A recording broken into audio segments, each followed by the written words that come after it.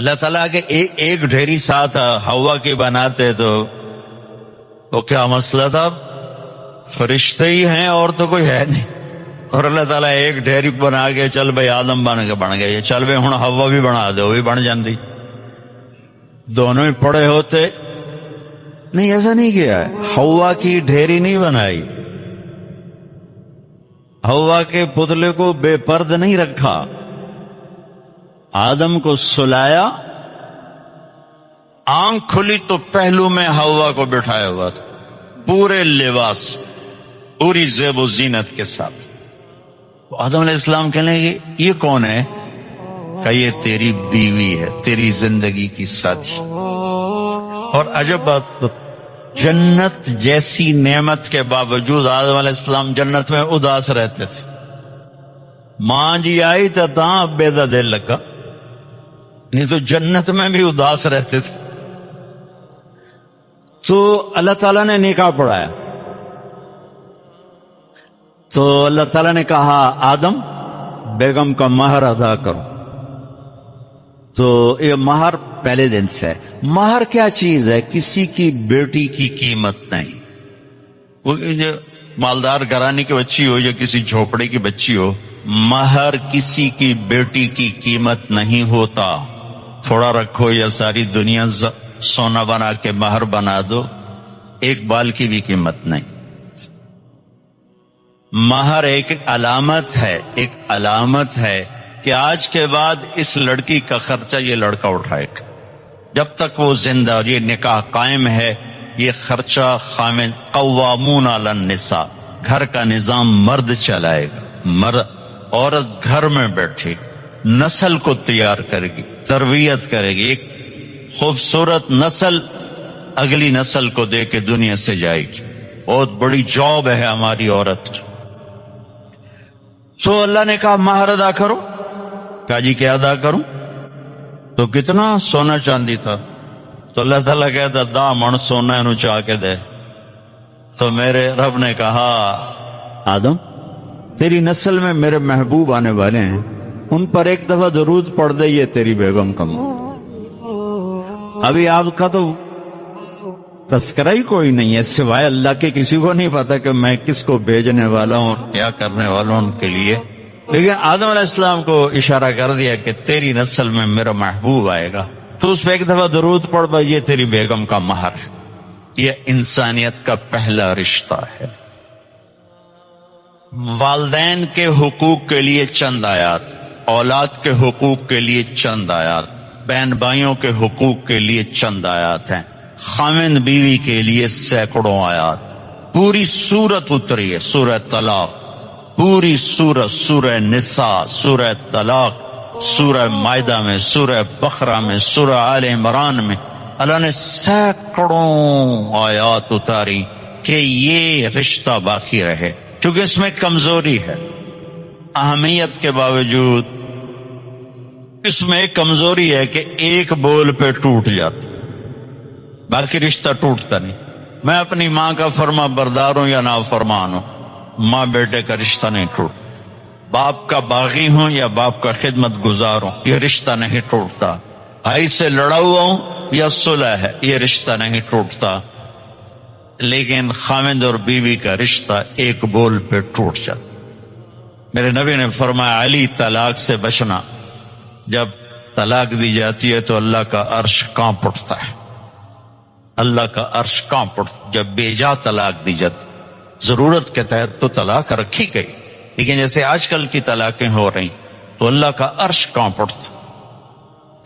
میں اسلام آباد سے آ رہا ہوں سے، تو وہاں ایک بچی ملی مجھے، کہا کہ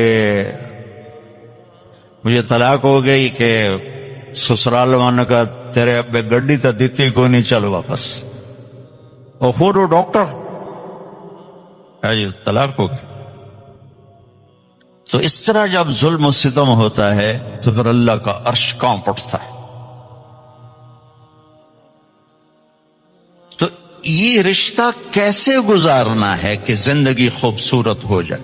کیونکہ میری بات سن لیں غور سے، آپ مالدار لوگ بیٹھے ہیں، پیسے سے آپ زندگی کو خوبصورت نہیں بنا سکتے.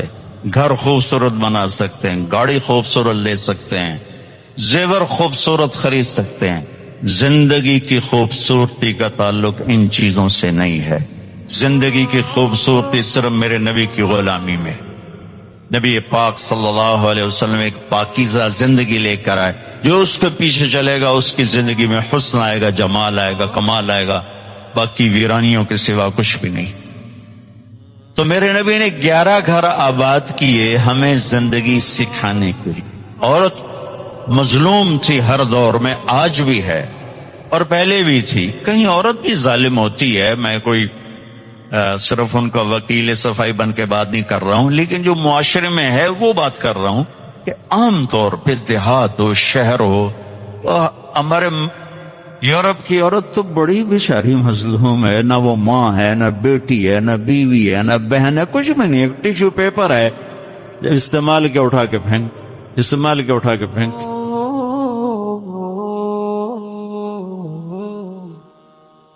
تو میرے نبی نے بھی اس کو ہائی لائٹ کیا۔ آپ تو شریعت لے کر آئے، آپ نے زیادہ اس کو ہائی لائٹ کیا۔ تو آپ نے فرمایا جس کو اللہ نے 3 بیٹیاں دی اور اس نے ان کی شادی کر دی تو جنت میں میرا ساتھی ہو جائے گا۔ تو ایک صحابی نے عرض کی، یا رسول اللہ اگر 2 بیٹیاں ہوں؟ تو آپ نے کہا جو 2 بیٹیوں کی شادی کرے گا وہ بھی جنت میں میرا ساتھی ہوگا۔ ایک نے کہا یا رسول اللہ اگر 1 بیٹی ہو؟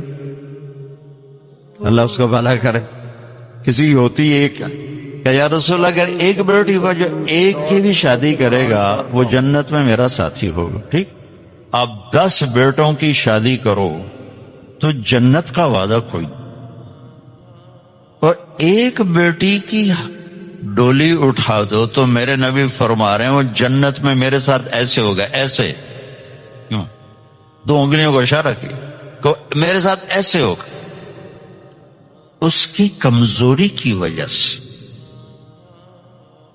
کہ وہ پستی ہے۔ تو میرے نبی نے مختلف مزاج کی عورتوں سے شادی کر کے خوبصورت زندگی پیش کی، نمونہ پیش کر کے تشریف لے کے۔ بچوں سے نسل چلتی ہے، بچے باپ کی جگہ سنبھالتے ہیں اور ان کی شادی کرنے پر اجر ہے، جنت کا وعدہ کوئی نہیں۔ اور بچی پرائی نسل لے کر چلتی ہے، اپنا گھر چھوڑ کے دوسرے گھر چلی جاتی ہے، اور میرے نبی فرما رہے ہیں 3 کی کرے تو ایسے، اور 2 کی کرے تو ایسے، اور 1 کی کرے تو میرے ساتھ ایسے ہے، اور 10 بچوں کی کرے تو اجر تو ملے گا، جنت کا وعدہ کوئی نہیں۔ پھر آپ نے فرمایا جس نے اللہ کو 2، آپ کے نہ فرمائے جس کو اللہ نے 2 بہنیں دی یا 2 بیٹیاں دی، کبھی بیٹی ہوتی ہے بہن نہیں ہوتی، کبھی بہن ہوتی ہے بیٹی نہیں ہوتی، اور اس نے ان کی شادی کی اور ان کا حق ادا کیا تو وہ جنت اس پہ واجب ہو گئی، جنت اس پہ واجب ہو گئی۔ حق ادا کرنے کا کیا مطلب ہے؟ ہمارے پورے بر صغیر میں دنیا کا تو پتہ نہیں ہے، بہنوں کو کچھ نہیں دیا جاتا، صرف جہیز دیا جاتا ہے۔ پنجاب ہو، سندھ ہو، بلوچستان ہو، سرحد ہو، ہر جگہ بہن کو، بہت کم لوگ ہیں جو بہنوں کو باپ کی وراثت میں سے پورا حصہ دیتے ہیں، ورنہ بھائی کھا پی جاتے۔ ہمارے ہاں تو زمیندار جیلی انگوٹھے لگا کے زمین پہ قابض ہو کے بیٹھ جاتا، دینا ہی سوال ہی نہیں پیدا ہوتا۔ اور میرے رب نے جب قرآن اتارا تو بیٹی کی وراثت پہلے بیان کی، بیٹے کی وراثت بعد میں بیان کی۔ یہ عجیب بات، یہ عرب کا دستور تھا کہ بچی کو کچھ نہیں ملتا، سارا بیٹے۔ ہندی ثقافت میں بچی کے لیے کچھ نہیں، سب بیٹے کا ہے، بچی کے لیے جہیز ہے بس۔ میرا نبی جو دین لائے اور عرب کا جو ماحول تھا وہ یہ تھا سب کچھ بیٹے کا، تو قرآن یوں سوال اٹھاتا تو پھر بیٹی کو کیا ملنا چاہیے، یوں سوال اٹھاتا تو اللہ کہتا بیٹی کو بیٹے کا آدھا ملنا چاہیے۔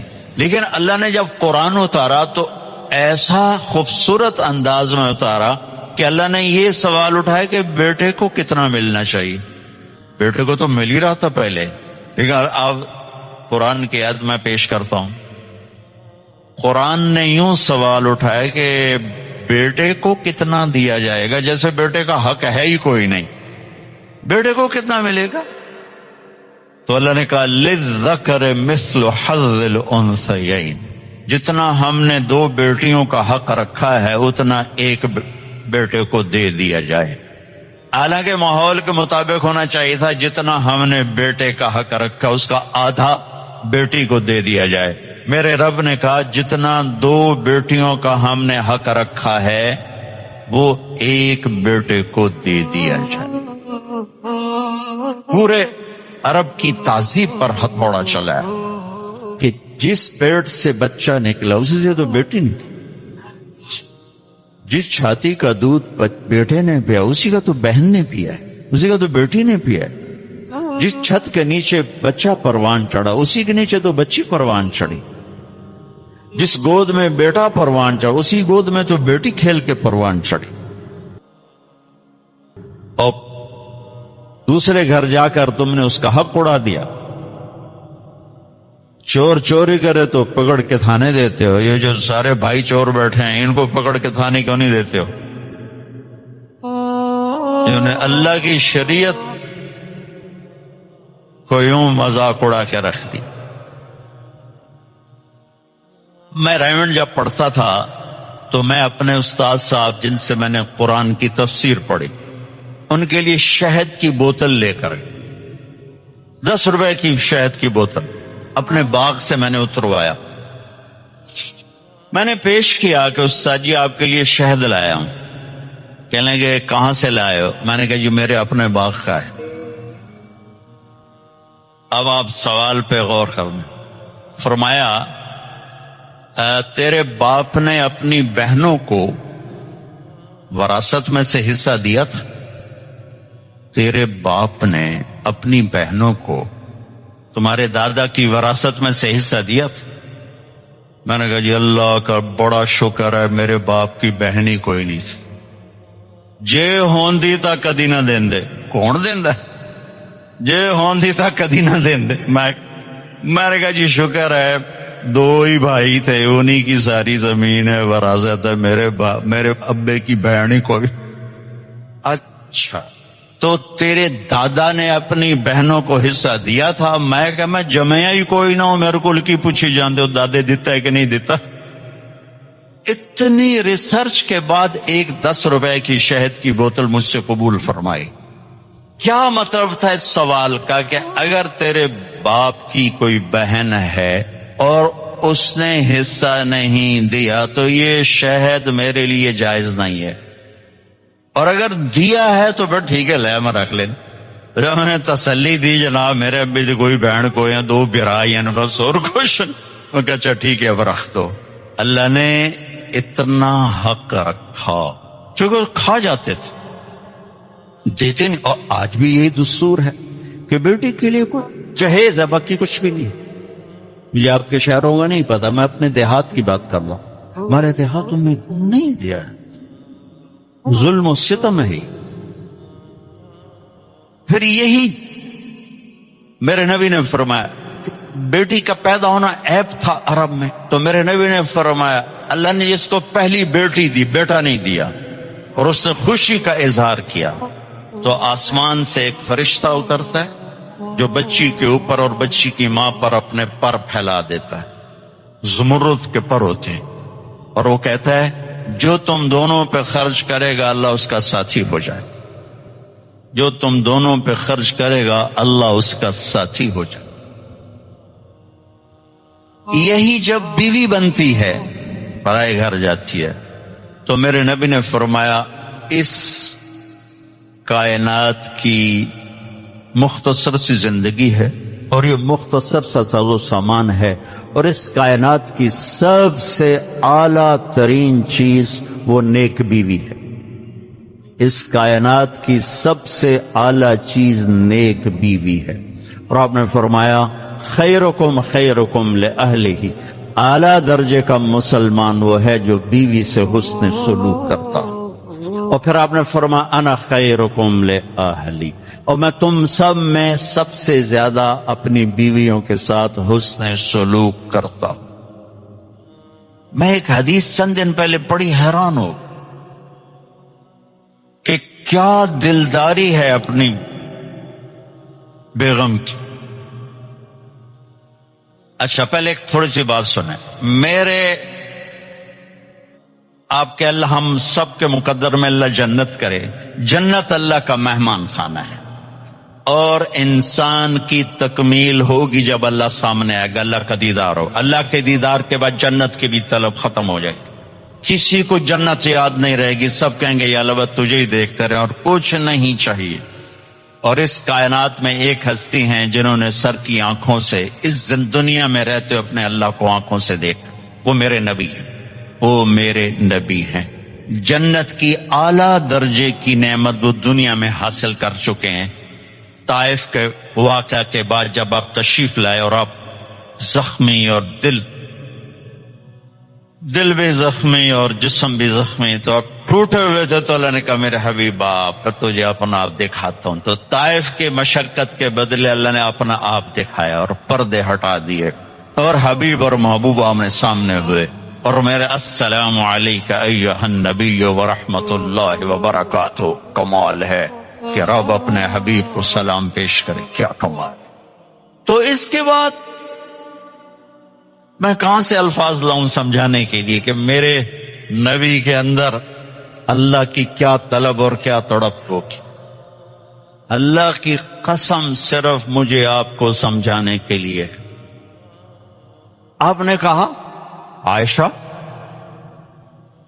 انہ لیہون علی الموت ان اریتک زوجتی فی الجنہ۔ عائشہ مجھے جب سے پتا چلا ہے کہ تو جنت میں میری بیوی ہے تو میرے لیے تو مرنا ہی آسان ہوگا۔ جس نے اللہ کو دیکھا ہو، اور آپ کے آخری الفاظ تھے اللہم الرفیق الاعلی، یا اللہ ہوں تیرے واسطے بیٹھا ہے، میں نے بولا جلدی بولا۔ اور پھر وہ کہہ رہے ہیں عائشہ جس دن سے پتا چلا نا کہ تو جنت میں بھی میری بیوی ہے تو میرے لیے تو موت ہی آسان ہو۔ اللہ اکبر، کیا دلدار، اللہ کی قسم دلدار، ہمیں سمجھانے کے لیے کہ میں اپنی بیوی کے ساتھ کیسے چلوں اور بیگمات میرے نبی کے ساتھ کیسے چلے، یہ عورتوں کو سمجھانے کے لیے کہ ایک عورت اپنے خامند کے لیے کیسے زندگی گزارے۔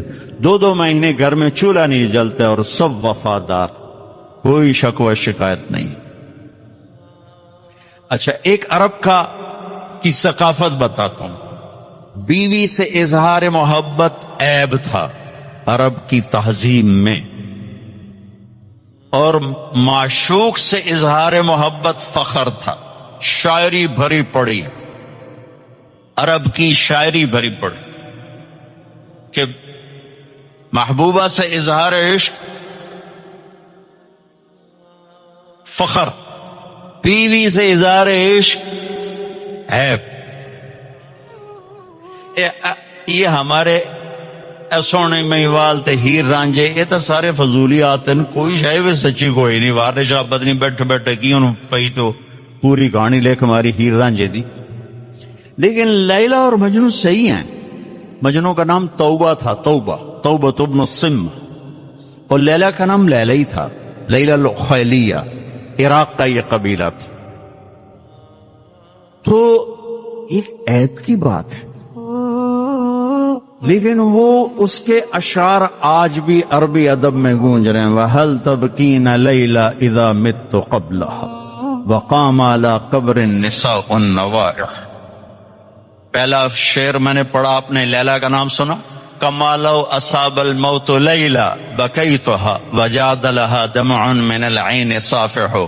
دوسرا شعر لیلا کا نام ہے وَأَغْبِتُ مِن لَيْلَا بِمَا لَا أَنَالُهُ بَلَا كُلُّ مَا قَرَّتْ بِهِ الْعَيْنُ طَائِحُ۔ پھر لیلا کا نام ہے وَلَوْ أَنَّ لَيْلَ الْأُخَيْلِيَّةَ سَلَّمَتْ عَلَيَّ وَدُونِي جَنْدَنٌ وَصَفَائِحُ۔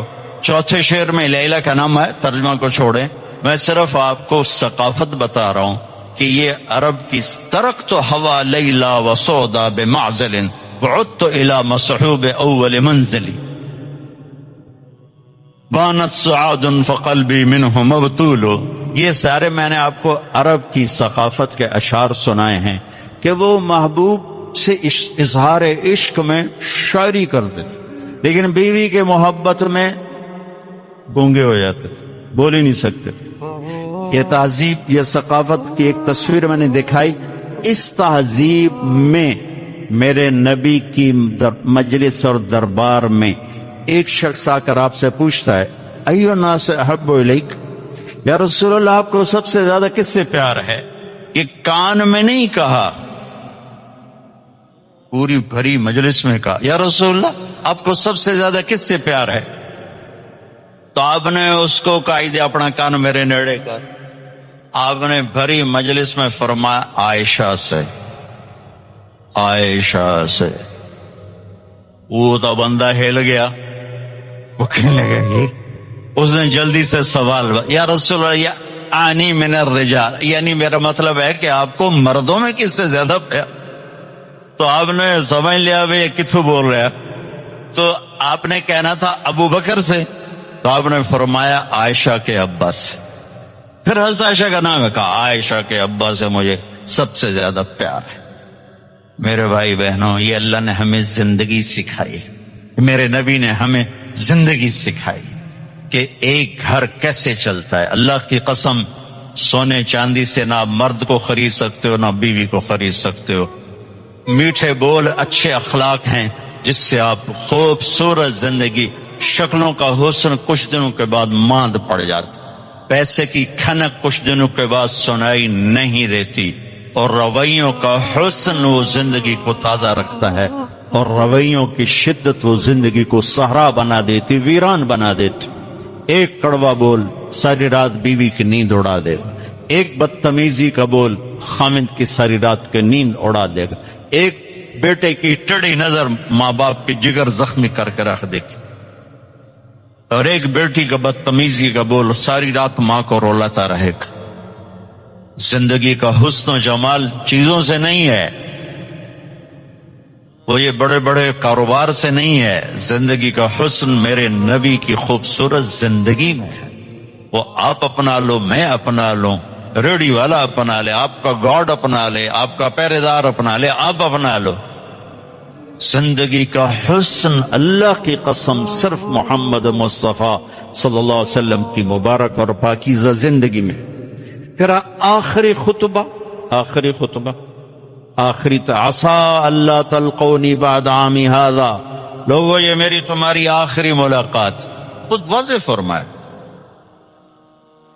15 منٹ کی تقریر میں جس رشتے کو اٹھایا اور بیان کیا، صرف خامد اور بیوی، نہ ماں باپ کو بتایا، نہ بچوں کو بتایا، نہ بہن بھائیوں کو بتایا، نہ چاچے تائی بتائے، نہ داد کے نان کے سسرال بتائے، صرف بیوی کا. استوصوا بالنساء خیرا، میری آخری وصیت ہے بیویوں سے اچھا سلوک، اپنی بیویوں سے اچھا سلوک کرو.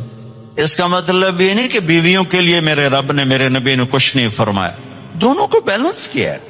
میرے نبی کے پاس ایک بچی ہے، یا رسول اللہ میری شادی ہونے لگی تو میرے خامند کا میرے اوپر کیا حق؟ تو آپ نے فرمایا تیرے خامند کے جسم پہ پھوڑے نکل آئیں، پھوڑوں میں پیپ پڑ جائے، اور تو زبان سے چاٹ چاٹ کے انہیں صاف کرے، تو بھی تو نے اپنے خامند کا حق ادا نہیں کی. جس شخص کی بیوی ناراض ہو بغیر کسی شرعی وجہ کے، جیسے ہماری آج کل کی ناراضگی ہیں، پیچھے کوئی شرعی وجہ نہیں، اور اس کو خامند کو ناراض کر کے وہ رات گزار رہی ہے، تو ساری رات اس پہ اللہ کی لعنت برستی رہتی. بیلنس کیا دونوں کی. ہاں مرد کو زیادہ ذمہ دار ٹھہرا، اس میں کوئی شک نہیں. کسی کی بیٹی کو لے کے جانا کوئی چھوٹی ذمہ داری نہیں ہے، اور شریف زادیوں کی جہاں ڈولی اترتی وہیں سے ان کے جنازے اٹھتے ہیں. گھٹ گھٹ کے مر جانا ان کی سرشت میں ہوتا ہے. طلاق ہمارے ایک لعنت ہے کہ گزارا نہیں ہوتا تو بھی کر گزارا، نہیں ہوتا کر گزارا. ایسے موقعوں کے لیے تو اللہ نے جدائی کر دی۔ میں اپنے گاؤں میں تھا، ایک بچی رات کو رات کو چھوٹا بچہ لے کر وحشت زدہ، ارے کہاں سے آئی ہو؟ کہ فلاں جگہ، میں نام لے فلاں جگہ سے آئی ہوں۔ کیا کرنا؟ کہا جی مجھے میرے خامن سے بچاؤ، مجھے طلاق لے دو۔ میں نے کہا بیٹی اپنے ماں باپ سے کیا، میرے پاس کیا کرنے آگی؟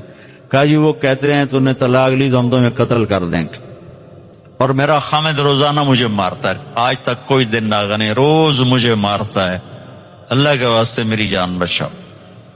کہ بیٹی میں کیا کر سکتا، میرے پاس آنسوؤں کے سوا کچھ نہیں، میں تو یہ دعا کر سکتا ہوں، رو سکتا ہوں، اور میں کچھ نہیں کر سکتا۔ میں تمہارے خاندانی معاملات میں کیسے دخل؟ ہاں میرا کوئی رشتہ ناتا ہوتا تو پھر میں کوئی دخل دیتا، لیکن میں تمہیں جانتے نہیں تم کون ہو۔ البتہ میں نے اس نے کہا چلو میرے کسی بھائی سے بات کہا، میں نے اس کے بھائی سے تھوڑی سی بات کی، بھائی اپنی بہن کا خیال کرو، آگے میں نے کچھ نہیں کہا۔ یہ میرے معاشرے کے سلگتے ہوئے مسائل ہیں، یہ دکھتی ہوئی رگیں ہیں، یہ بھڑکتی ہوئی آگ ہے جس نے در و دیوار کو خس و خاشاک بنا دیا ہے کہ ہم زبان کا بولنا جانتے، کاروباری ڈیلنگ جانتے ہیں، بیوی سے کیسے بولنا ہے، بیٹے سے کیسے بولنا ہے۔ معذرت کے ساتھ آج کل کی اولاد بھی نافرمان ہے، لیکن نافرمان بنانے میں ماں باپ کا بھی بہت بڑا ہاتھ ہے۔ تو اولاد کو سمجھتے ہیں جیسے گائے بیل ہے، جدھر باندھ دو جدھر کر دو۔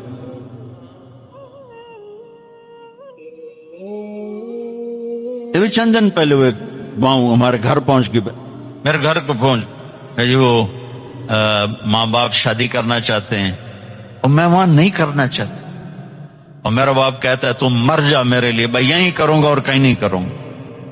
اس کی عمر اتنی زیادہ ہے، میری عمر یہ ہے، 20-25 سال کا 20 میں فرق ہے، کہ میرا ادھر ہی کرنی ہے، نہیں ادھر تیری نہیں کرنی، بیٹھی رہو۔ یہ والدین کا جبر ہے۔ میرے نبی نے کہا اکرموا اولادکم، اپنی اولاد کو عزت دو۔ میری بات دھیان سے سنو، کہ اپنی اولاد کو عزت دو، تب عزت واپس آئے گی، ورنہ کبھی نہیں آئے گی۔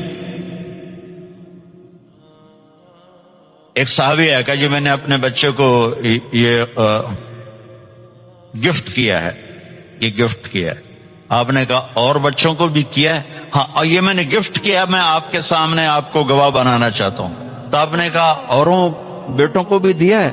کہا جی نہیں، اوروں کو نہیں دیا۔ کہا میں ظلم کا ساتھی نہیں بن سکتا، چلا جا واپس، تیری اولاد میں نفرت پیدا ہو جائے گی، کسی ایک کو ترجیح دو گے، باقی میں تم زہر ڈال رہے ہو۔ یہ چاروں طرف بکھرے ہوئے مسائل۔ اور میرے نبی کیسے عزت دیتے تھے؟ آپ کے اور حضرت فاطمہ کے گھر کی دیوار ایک تھی، اور آنا جانا روز کا کام، روز کا۔ جب حضرت فاطمہ رضی اللہ تعالیٰ عنہا گھر میں تشریف لاتی، میرے نبی بیٹھے ہوئے ہیں چارپائی پر، زمین پر، یا کسی موڑے پر، کرسی پر، کرسی بھی تھی میرے نبی کے گھر، بلکہ مجھے ایک حدیث بھی یاد آ گئی، آپ مسجد میں تشریف لائے تو آپ کے لیے کرسی رکھی گئی، ممبر میں کرسی رکھی، تو آپ بیٹھے نہیں رہتے تھے، آؤ بھائی فاطمہ کی یہ حال ہے، اب کھڑے ہو جاتے، آپ کھڑے ہو جاتے، اور یہاں نہیں کھڑے رہتے تھے، یہ دروازہ، اب تیزی سے آگے بڑھتے، اور حضرت فاطمہ کیسے ہاتھ پکڑ لیتے تھے اور ہاتھ کا بوسہ لیتے تھے، یہاں ادھر بوسہ لیتے، اور ہاتھ پکڑے پکڑے پکڑے پہلے بیٹی کو بٹھاتے تھے، اس کے بعد خود بیٹھتے تھے۔ یہ آپ نے عزت دی اپنی اولاد کی۔ ہم کبھی اٹھتے ہیں اپنی اولاد کی؟ ہماری اولاد کو جرأت نہیں ہوتی کہ اپنے دل کی بات ہم سے کر سکے۔